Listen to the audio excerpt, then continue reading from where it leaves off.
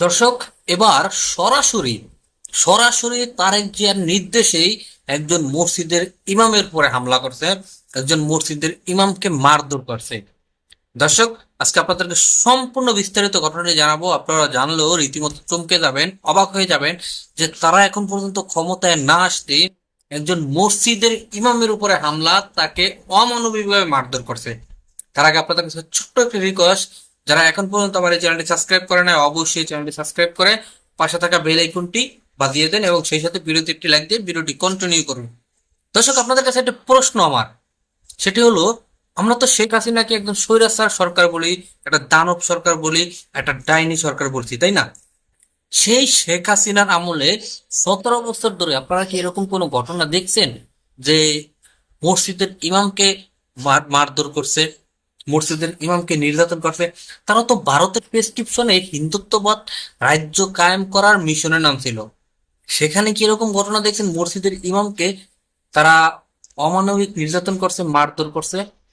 খুব কম বিচ্ছিন্ন কিছু কিছু ঘটনা ঘটছে, সেটাও তাদের দলের কেন্দ্রিক না, আওয়ামী লীগের দলের কেন্দ্রিকটা বিচ্ছিন্ন কিছু কিছু জায়গায়, পাহাড়ি অঞ্চল বা বিচ্ছিন্ন কিছু কিছু জায়গায় দুর্বৃত্তরা এই ঘটনাগুলো ঘটছে। কিন্তু দলীয়ভাবে এরকম কোনো ঘটনা আপনারা দেখছেন?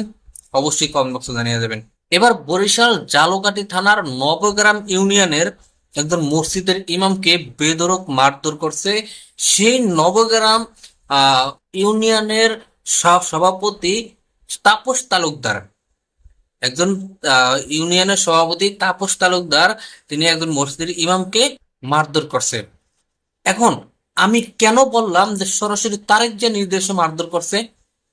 আপনারা জানেন যে তারেক জিয়া মৌলবাদের বিরুদ্ধে দেশের মানুষকে সোচ্চার থাকতে বলছে। এখন মৌলবাদটা কারা কারা মৌলবাদ? আমাদের মুসলিম তারেক জিয়া, জানি না সে কতটুকু মানে নিজেকে ধর্মীয় পরিচয় দিতে স্বাচ্ছন্দ্য বোধ করে, সে কোন ধর্মের পরিচয় দেয় নিজেকে সঠিক বলতে পারি না। তবে আমরা মুসলিম, আমরা অবশ্যই মৌলবাদ, আমরা মূলের উপরে বিশ্বাসী। সেই জায়গা থেকে সে আমাদের মুসলিমকে প্রতিহত করার জন্য মুসলমানদেরকে, মৌলবাদীদেরকে সে কোনোভাবেই দেশে ক্ষমতা আসতে দেওয়া যাবে না এভাবে বক্তব্য দিয়ে তিনি যে কথাগুলো বলছে, সেই কথার পরে কিন্তু আপনার একজন বিএনপির নেতা তাপস তালুকদার সে একজন মসজিদের ইমামকে মারধর করছে। তাহলে এখানে বলা যায় যে সরাসরি তারেক জিয়ার নির্দেশে, এবং তারেক জিয়া যখন থেকে এই বক্তব্যটা দিয়েছে তারপর থেকেই এই ঘটনাটি ঘটছে, এবং সামনে কিন্তু আমরা অনেক ঘটনাই দেখব। তো এই জায়গা থেকে এটা পরোক্ষভাবে সরাসরি তারেক জিয়ার নির্দেশে কিন্তু এই হামলাগুলা ঘটছে এবং আরো ঘটবে। তো সর্বশেষে এতটুকু আপনাদের কাছে বলে যাই যে আগামী দেশ যাদের হাতে নিরাপদ থাকবে, যাদের হাতে আমরা মুসলিম হিসাবে নিরাপদ থাকব, যাদের যাদের কাছে আমরা মৌলবাদ হিসাবে নিরাপদ থাকব, তাদের হাতেই আমাদের দেশটা তুইলা দিতে হবে। এই জন্য আসছে আগামীতে নির্বাচন, আমরা চোখ কান বিবেক খোলা রেখে আমাদের দেশটাকে তাদের হাতে বুঝিয়ে দিতে হবে, তারা যাতে সুস্থভাবে আমাদের দেশটা পরিচালনা করে এবং আমরা যাতে একজন মুসলিম হয়ে, একজন মৌলবাদী হয়ে নিরাপদে থাকতে পারি।